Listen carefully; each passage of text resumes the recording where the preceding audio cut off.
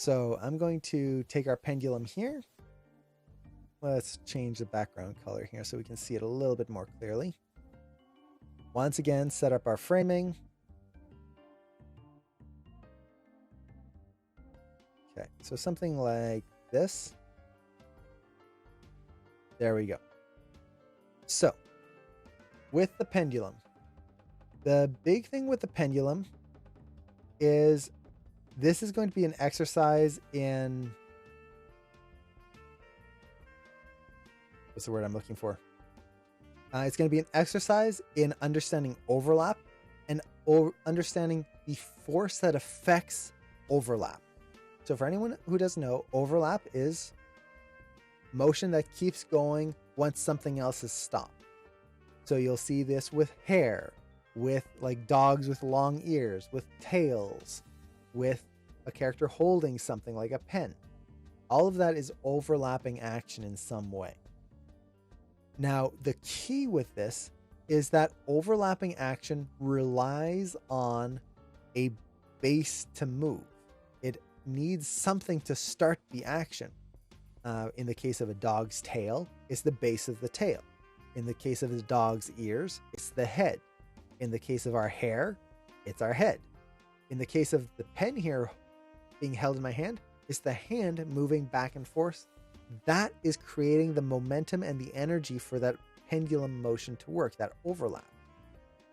And if we don't connect that to the base motion correctly, I could just be moving my hand like this nice and gently. And if the pen's just doing this all the way through for no reason, that's going to be weird. If I had my long hair like I used to, and I just did a simple head turn and my hair went and whipped my eyes just right across my face, that wouldn't make sense for a little bit of a head turn. Or vice versa, if my character went and did a big whip turn and the hair just went like that, that's not going to be really good. So we need to really think of how the base motion affects the overlapping action. It needs to feel connected. Now, there's a few things that we want to do here with the pendulum, but the first thing before we do anything is we need to animate the base of the pendulum. Because again, everything that pendulum tail is going to do is reliant on what the base does. If we don't have that, we don't have anything. So let's animate the base. Now, there's a few different ways we could do this. We could animate this taking off slowly and speeding up, or going fast and then hitting a wall. There's all sorts of different ways. I'm going to try to keep this simple, and I'm going to try to keep it short-ish so that we're not just wasting too much time. So let's see, how long do I want this to be? I don't want it to be... Let's just do 30 frames, something like that. Because a lot of the principles here can be explained very quickly within a short animation. But for your assignment, the frame limit is 120 frames. So you could go really extreme if you wanted to. I'm going to keep it simple because honestly, it's just more of the same thing. So we're going to take this and we're going to move it all the way to the other side here. Right there. And I'm going to have it hit very abruptly. So I'm going to have it come in... How fast do I want to hit? I'm trying to think of the bounce here, where it kind of comes in and hits. I think we only need 2 frames in there. So what I'm going to do here is my translate Z. Oh wait, translate X. On this key here, I'm just going to bring it up to the same level, like so. And then have this be a little bit of an overshoot right there. So it comes in right there. Now, for this motion coming in, I want this to slam into the wall. Because this is where I see a lot of students run into issues, where you have a sharp, abrupt stop, and the pendulum doesn't swing correctly through.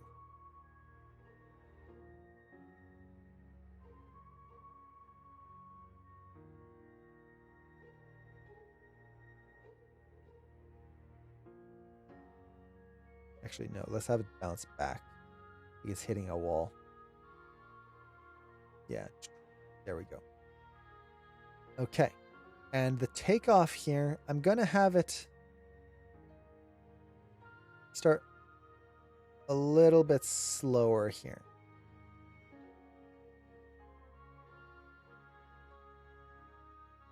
Okay, so let's just look at this. Pretty good, but it feels a little boring. Let's push that spacing a little bit. Really hit that hard there.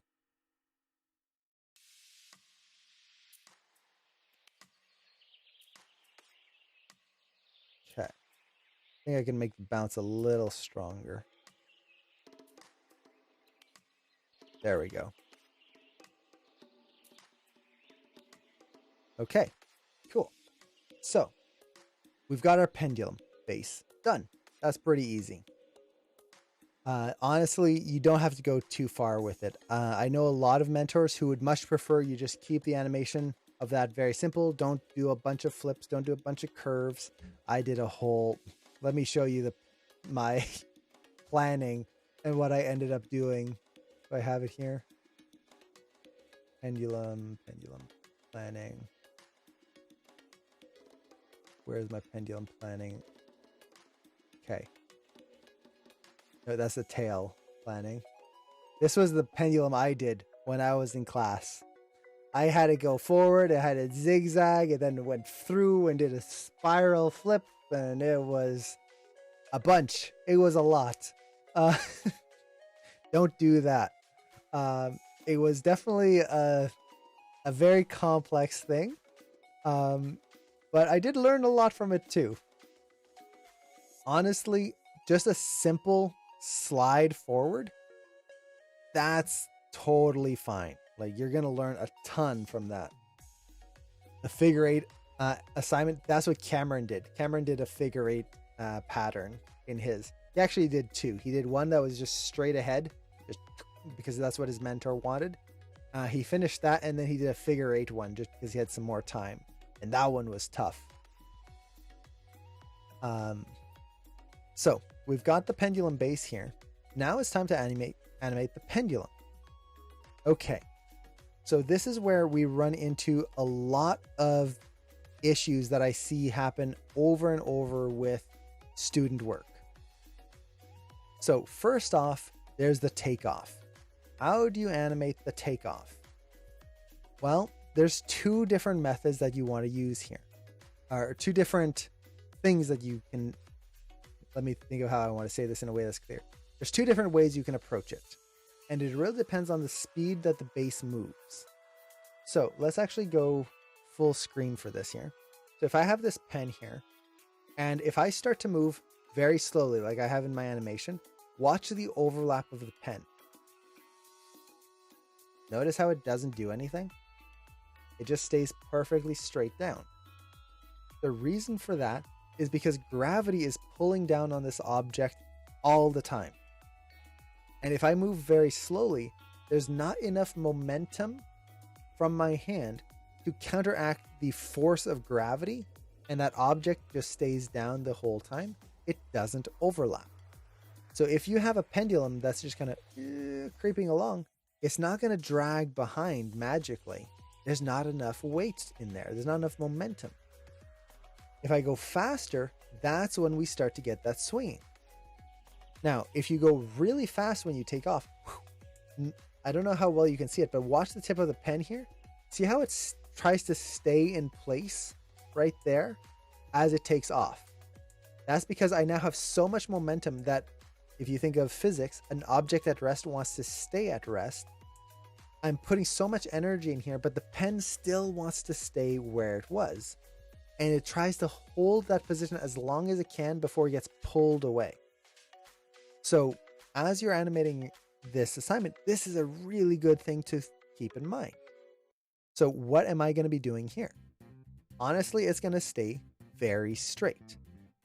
So it's going to stay straight at the beginning. What you don't want, and again, what I see with a lot of student work, is it's going to start to move here, and right away it's just going to do this, and we get whoop, like that, and then it goes through. No, there's many things wrong with this. One, there's not enough momentum to cause it to swing like that. We're starting off very slowly. Two, and this applies for whatever you're animating, this is a pendulum. It's not a tail. This is not alive in any way. It's just weight. There is no force that's going to cause this to go screen left. Nothing. It has to go screen right because the pendulum base is going screen right. So see here how, especially if we just look at that last joint, how it's moving screen left. How? Why? There's literally nothing that's causing that to happen. There's no way that can happen. Unless you have a big anticipation before you go through, you need to make sure that that bottom tail never reverses at the start. So what I'm going to do here is I'm going to find the moment where I feel like it would start to rotate. So let's actually go here. I'm going to add a little bit of drag to this right through here. So something like that. And then I'm going to add just a little bit of a hold at the beginning here. So it stays straight and then it begins to drag right through there. I think I could add a little bit more. Tiny bit. So we get that. Now I feel like it's moving up too quickly here.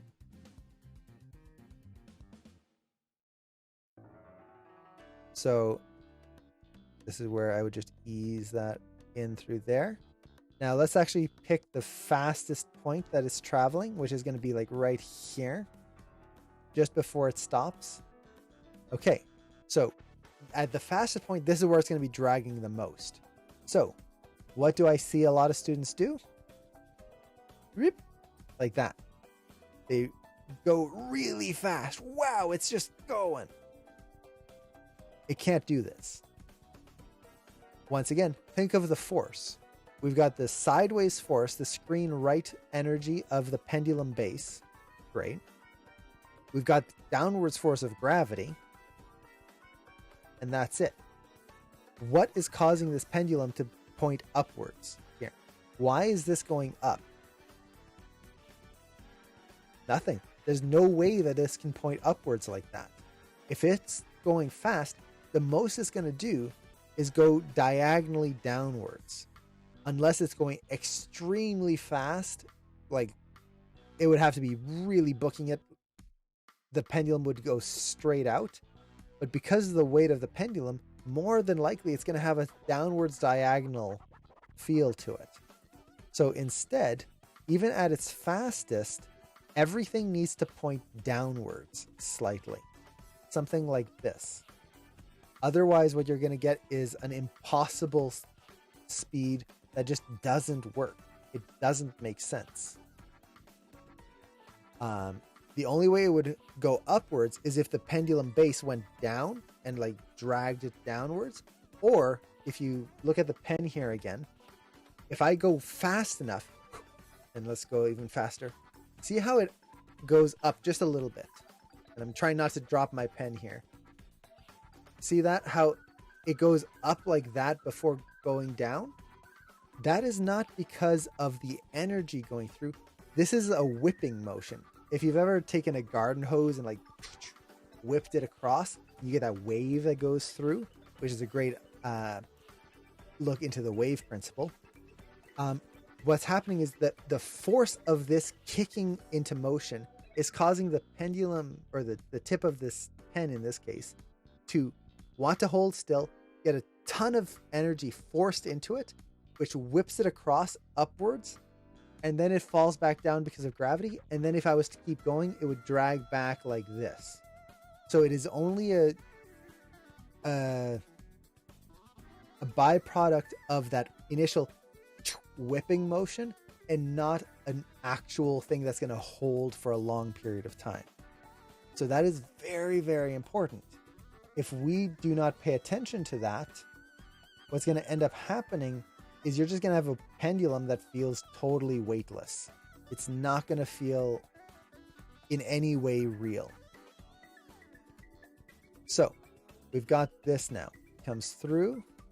Now it's still a little slow here. And hey, thank you so much for the sub. Scaron, thank you so much. I really appreciate that. That's super nice of you. Let's see. So do you mean, so by byproduct, do you mean follow through of the whip action? It's not really follow.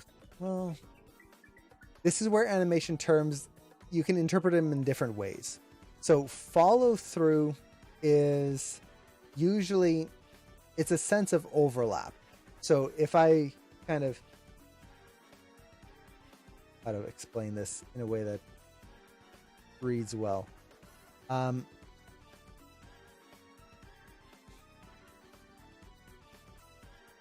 So follow through is more like lead and follow. So for example, if I lead with my chest, my arm will follow through the action. It follows that action through there. This is more an extreme wave principle. That's really what it is. As you're pulling this through, that just explosion of force is causing it to whip upwards. Now, you could technically consider it follow through, but in most cases, if I was to explain this like on a studio environment, I would not be explaining it as follow through, because that's also a whole other thing. So honestly, like this is the sad thing with animation. The honest answer is it is and it isn't. It depends on where you work. It's the same thing like with ease in, ease out. It's also slow in, slow out. Cushion in and out. And fast in, fast out. So animation terms are kind of loose. So as long as it makes sense to you, that's the important thing. So right here, I'm just going to make sure that these don't ease here.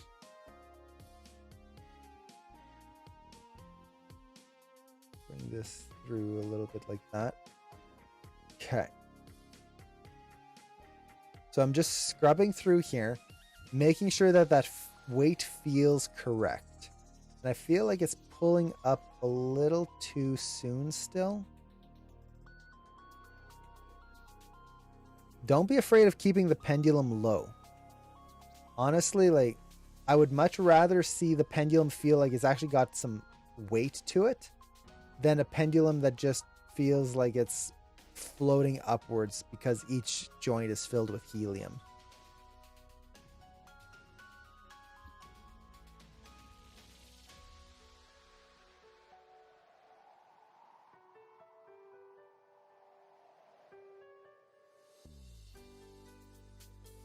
Okay.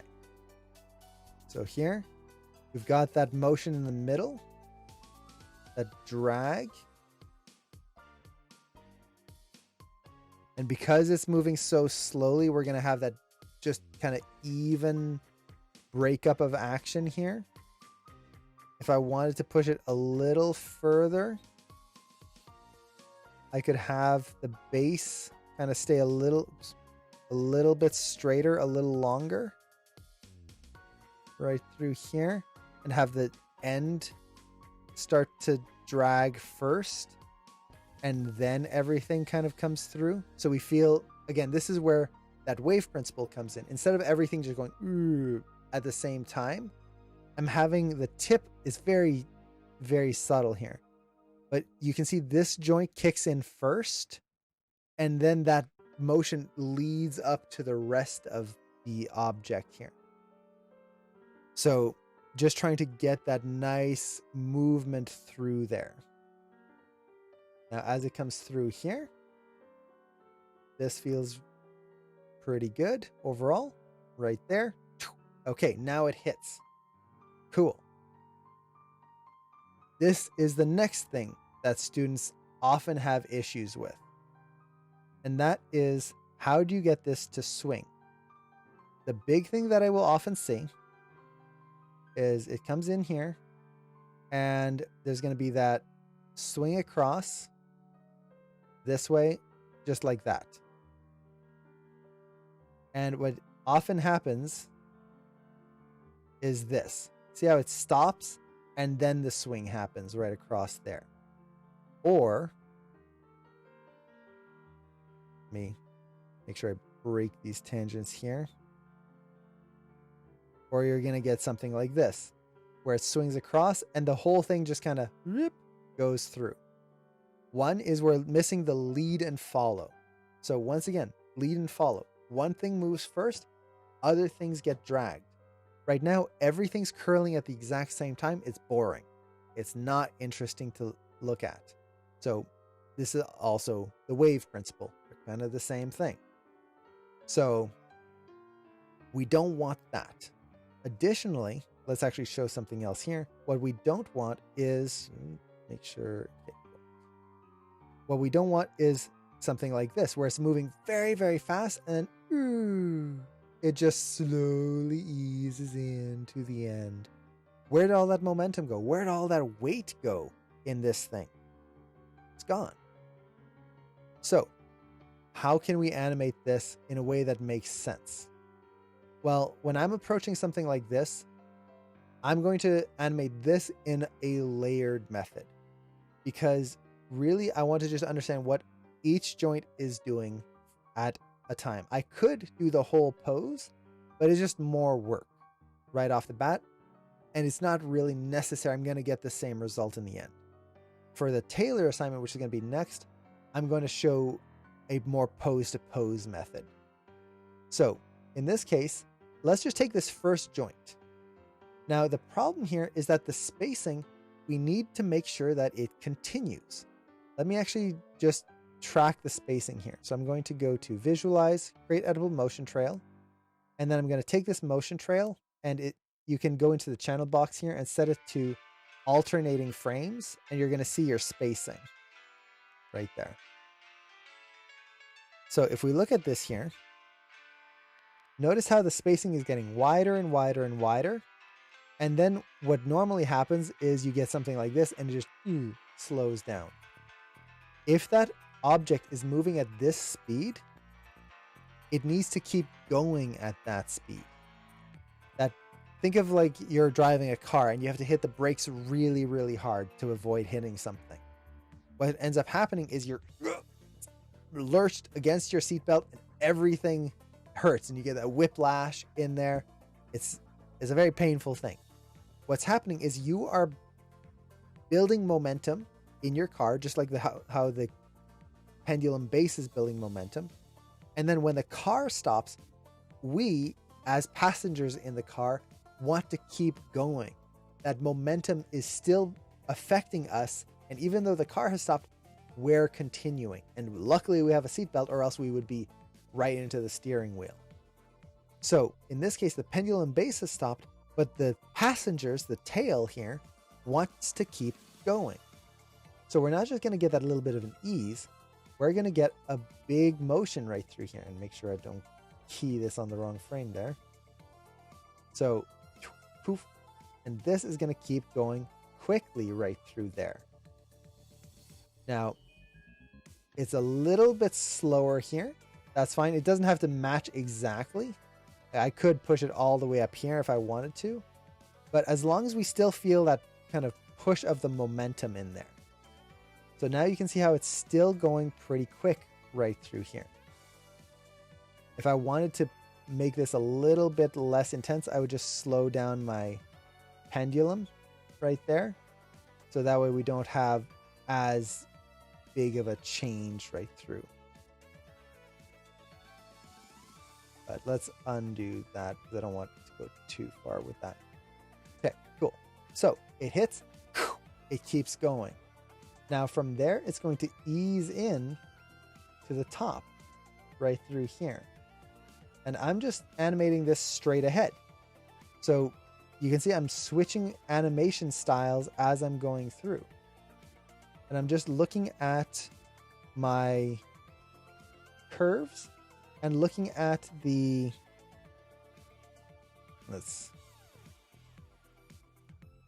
need to make sure I don't reframe my camera here. me lock the camera. Okay. So what I'm doing is I'm just looking at that spacing and I'm going back to the bouncing ball principle. Think of the bouncing ball easing into the peak of the bounce. That's what this is. It's this joint easing in to the peak right there. And then it's going to change direction. Okay. So we've got that. Let's see how that feels. Is it going to be too slow? Yeah, a little too slow. I could just remove a couple of frames here.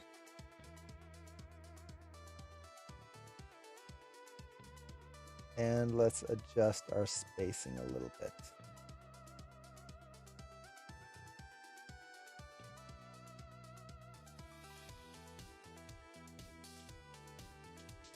Okay, so something a little bit more like that. Let's try that.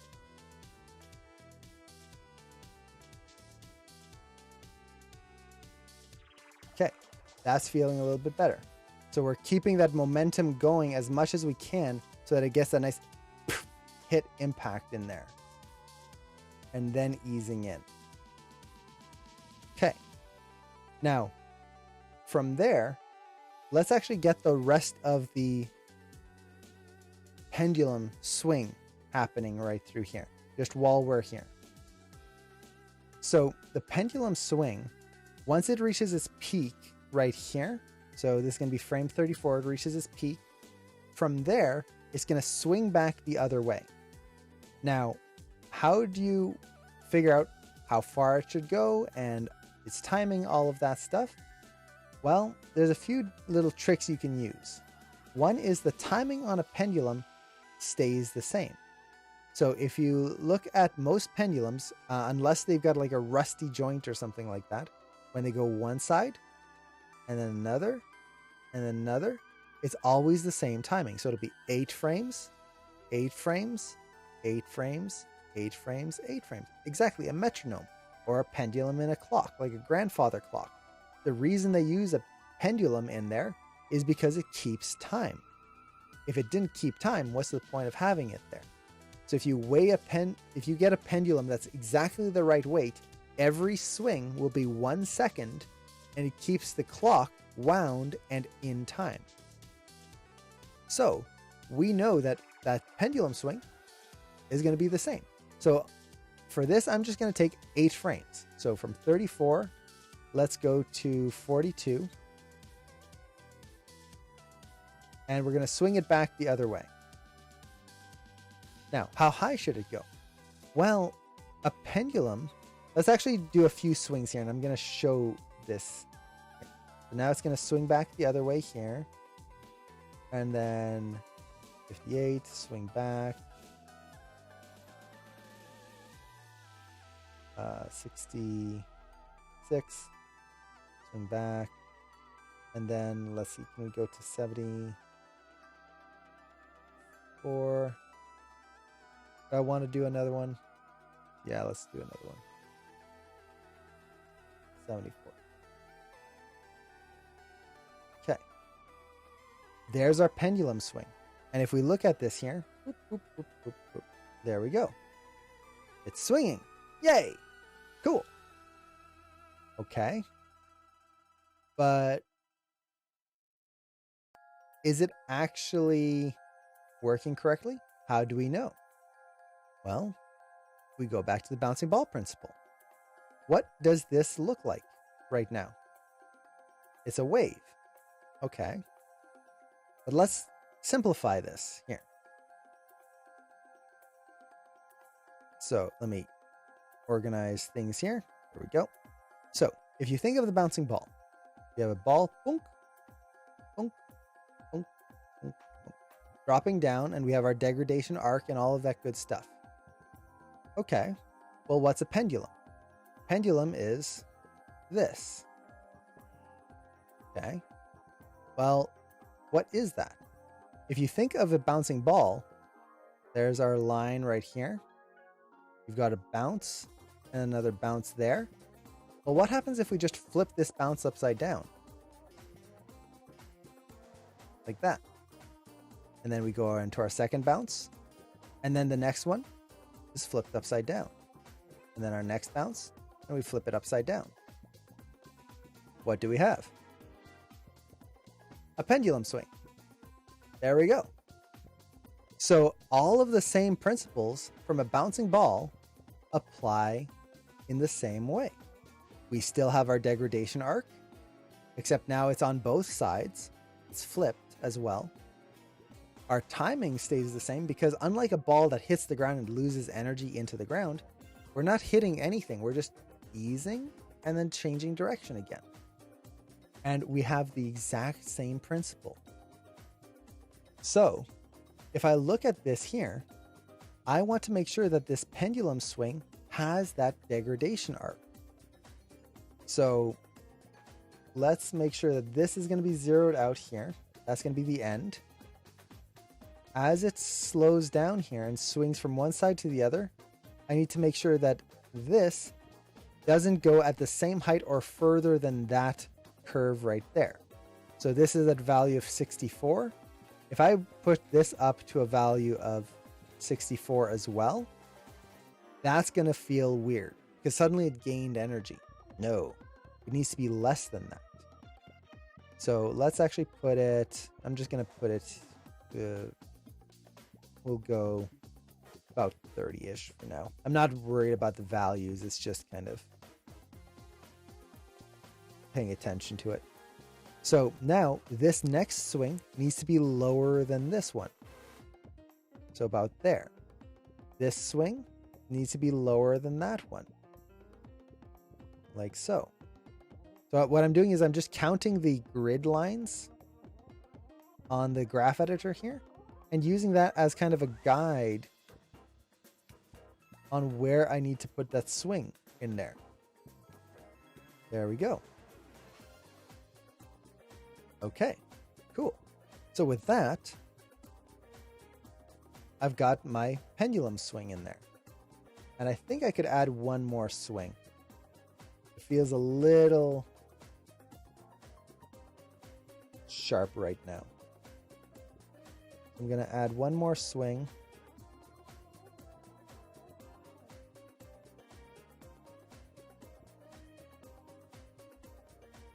And kind of keep that momentum going a little bit more.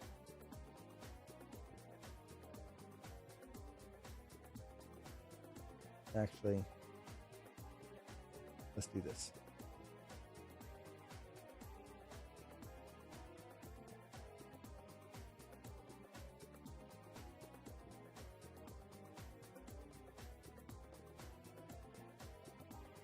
And just thinking of the degradation arc going through on both sides.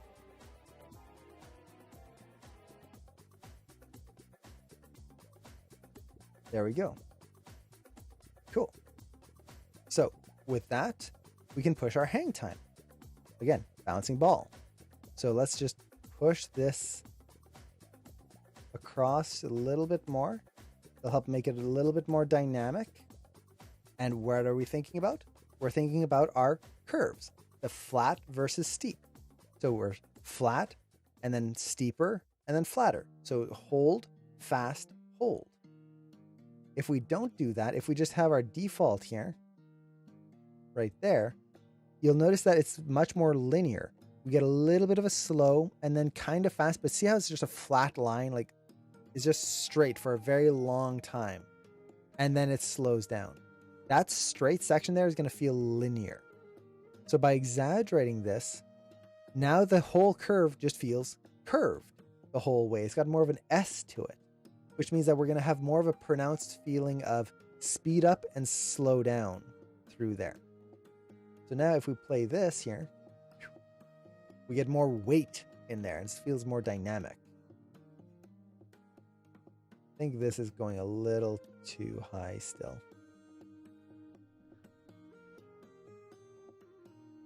Okay, there we go. First joint complete. Okay. So, with this, we now go into the next joint. Okay. So, what's going to happen with the next joint? Same thing, except it's going to follow the action. Again, lead and follow. We have that feeling of different objects happening, or different things happening to the objects at different times.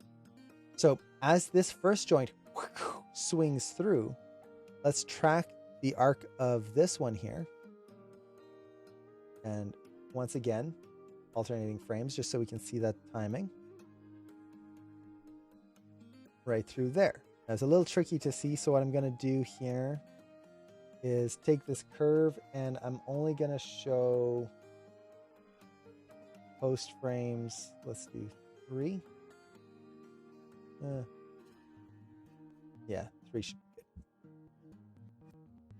So now, as this goes through, you get that nice whipping action here. But see here how suddenly we have the opposite of what we had before, where before the pendulum came in and it just ground to a stop and then swung through. Here we're getting a constant speed here, and then it just gets shot forward. Why? How? What caused it to move like that? Nothing.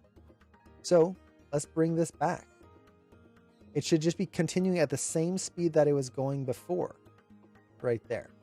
And you see how that's creating that little bit of an overlap action right there. Now it starts to swing through. And I'm just going to do this straight ahead.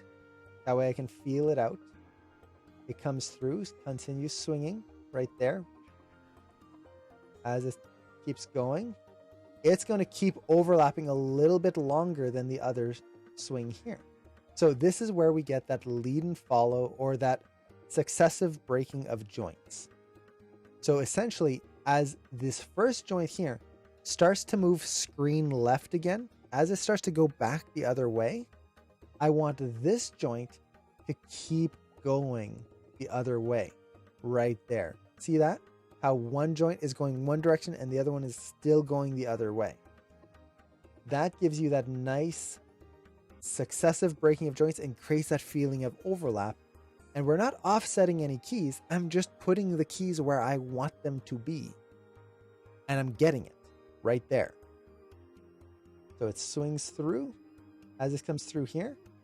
Next frame right there. See how we get this big kind of pop down hit?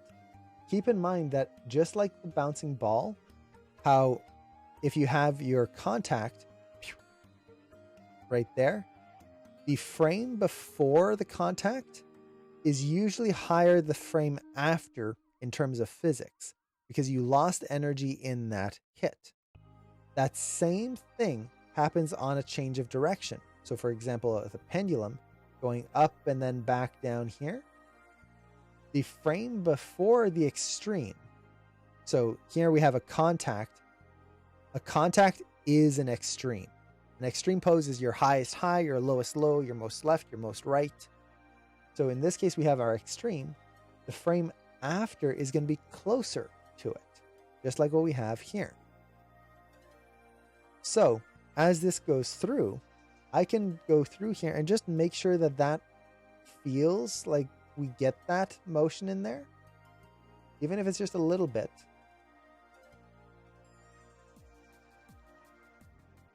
And it's going to add more weight to the object before it swings across. Cool. So we've got that. And it starts to swing. Okay, cool. Now, this is when it starts to come down right there. So right there, starts to come down. How can we make this feel like a pendulum? Well, once again, it's a bouncing ball. So what I'm going to do here, and let me just double check my spacing. I feel like that can be pulled down just a little bit right there. Okay, cool. So now what we have is just that same breaking up of action. So what I can do here is just, once again, go 8 frames. I know a pendulum swing is 8 frames in my case. It could be 10, it could be 12 in yours, but it's constant. So now I can just go from frame 36 here and go 8 frames forward. and then 8 frames forward from there. That's not 8, that's 10. I can count. And I'm just going to add all my keys. Thinking back on the way I did the bouncing balls, it's the same principle. Where I'm adding in all my keys, and then I can just kind of blip. Let's just do this globally here. Just take this, whip, downwards. There we go. Hold down shift. And this is zeroed out right through there. I added one swing too many. There we go. There we go. Now, once again, it's just a matter of creating a degradation arc. So, this is going to be very tiny here. And just need to go through this. So how high does it go back here? Let's go full screen. Okay.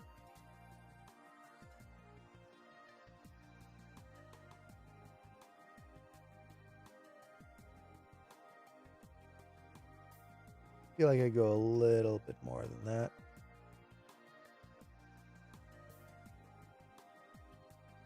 Okay, something like that.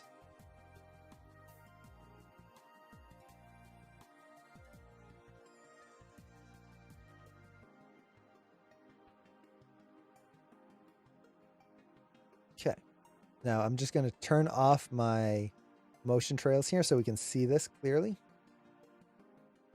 And there we go. There's the swing right there. Is it perfect? No, but at this point, it's just, we're still getting it roughed in, really. We're not worried about perfection just yet.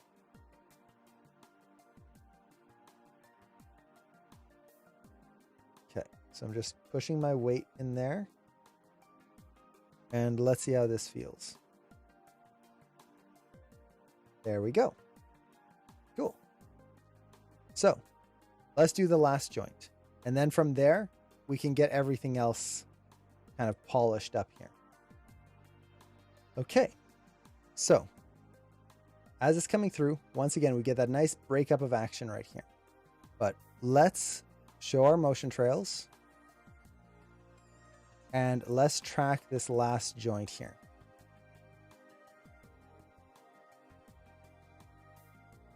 So alternating, I'm just going to do post frame 3. That basically makes it so it doesn't render the whole thing. And then let's just watch the spacing here. So as it comes through, same thing as we had before. It's just picking up a lot of speed for no reason right here. I almost feel like I could bring this back a little bit more. There we go. So it's picking up a lot of speed there for no reason. So let's slow this down a little bit right through there. But now this joint, especially because it's so far down, it's going to be much more of that kind of flicking action. It's got weight to it, so you're going to get that whip in there. So as it's coming down, it's actually going to speed up here because it's essentially a wrecking ball swinging across right through there. So we're going to get that nice big kind of push right through here. I'm trying to build this nice arc right through there. Drag comes through. Now, as it comes through here, it's still going to be going pretty quick right there as it's whipping upwards. And now we're going to get that ease in right here.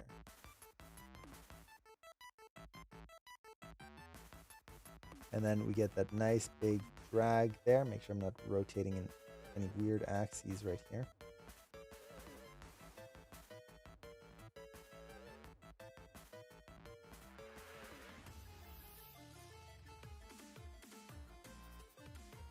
See which axis do I want? X. No, Z. Somehow I rotated things a little bit off axis there. That's a quick, easy fix. So it comes through.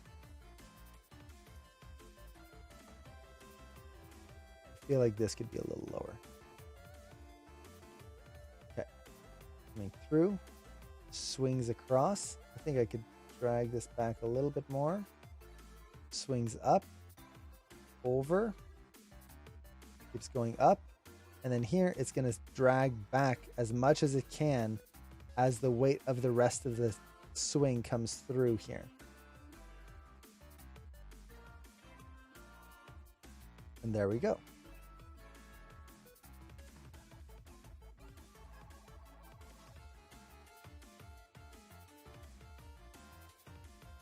So we get that. Swing across. Now it pulls through. Once again, we just do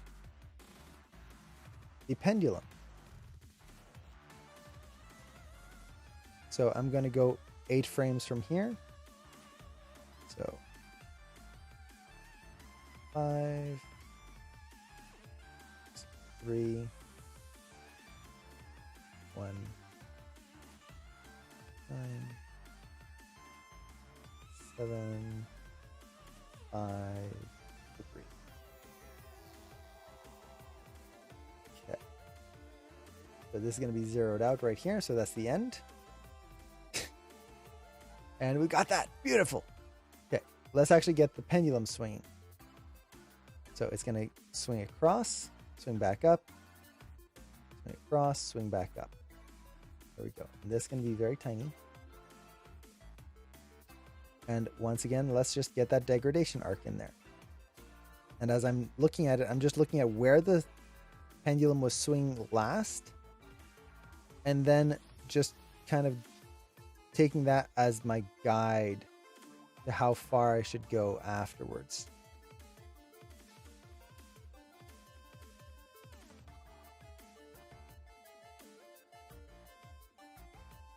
Okay. Definitely not that high.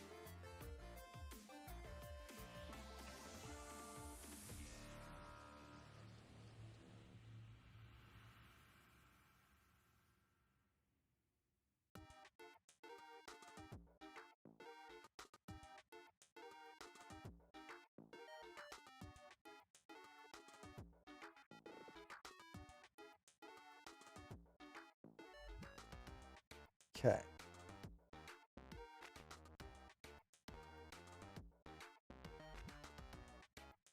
So there we go. Now let's just add that weight in there by pushing our tangents.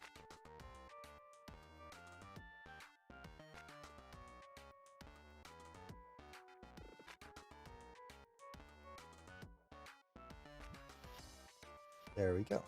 So let's just look at how this is looking. It's not going to be perfect yet, but we should have a pretty solid base. So let's take a look at this here.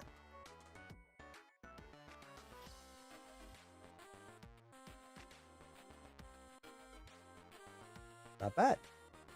So with that, we have a strong impact. The reason why the impact is working right now is because we paid attention to the spacing going into the hit. If we didn't do that, we would just have a hit that doesn't feel connected to the pendulum. We have that sudden stop, and then it would either move too fast or too slow. We need to keep in mind how much speed we were coming into the impact with. From there, we just went into the bouncing ball principle. This is one of those things, like for anyone who's been in these streams for a long time, like you've heard us talk about how everything is a bouncing ball. Everything is a bouncing ball. Well, every element here is some form of bouncing ball. Some element of the bouncing ball assignment plays into this. So really understanding those principles makes animating something like this a snap. It's easy. Now at this point, now we're just going into the visual design of it. So how can we push this even further? Well, with a pendulum, one of the things that's really nice when it's coming to a stop is getting the S shapes. You're usually going to see it at this point right here. See how this is a little bit of an S right in there? So we're going from a C shape, we get a little bit of an S, and then we get a reverse C.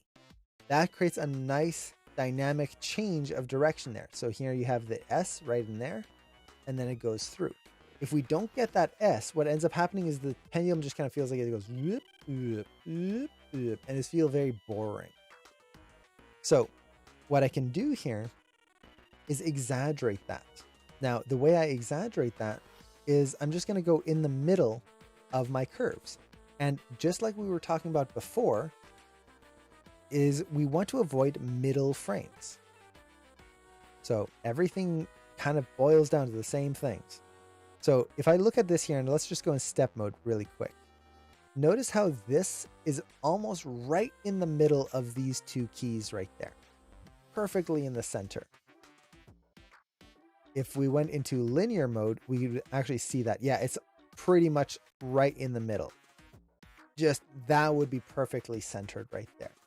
So it's almost perfect. So what I can do is just favor that one side more than the other.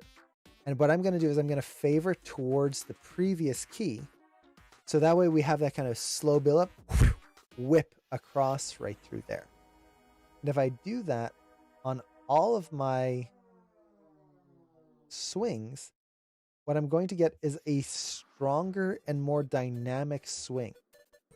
And this again goes down to what we were talking about earlier about thirds and trying to avoid thirds by avoiding halves by sticking to thirds. That's what I should say. So by doing this, I just get a more dynamic swing right in there. The timing and the spacing is just more interesting to look at. Now, I don't want to go too far or else it'll make it feel sticky. But I can just add that in there just a little bit. Especially on the bigger swings, you'll notice a much bigger difference there. But just favoring the previous keys a little bit.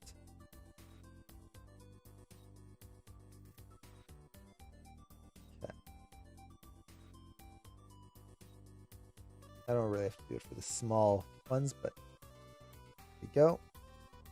Now, the other thing that does is it's going to help enhance the S shape. See this? By bringing that key up, how it's pushing that exaggeration right through there. So not only am I getting more dynamic spacing, I'm getting a more dynamic shape to the curves as well. So it's win-win right there.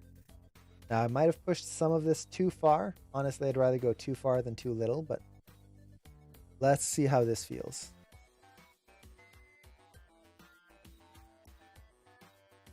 There we go.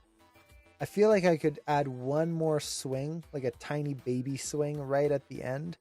But honestly, it's more of the same at this point.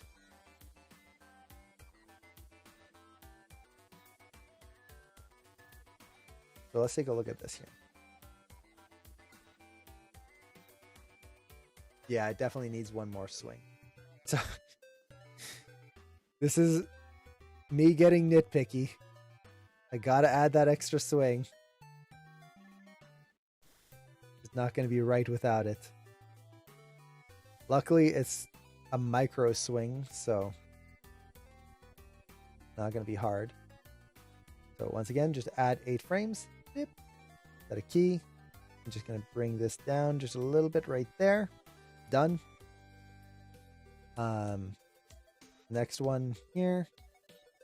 Go 8 frames, and it looks like I already have that key in place. It was a premonition.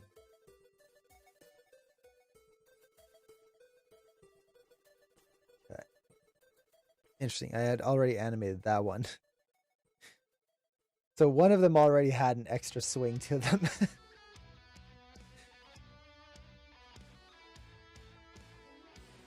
Okay.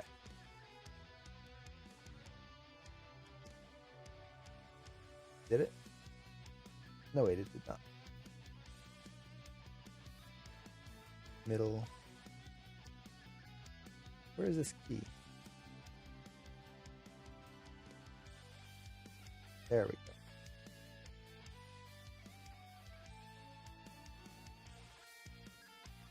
That's smaller. Okay, so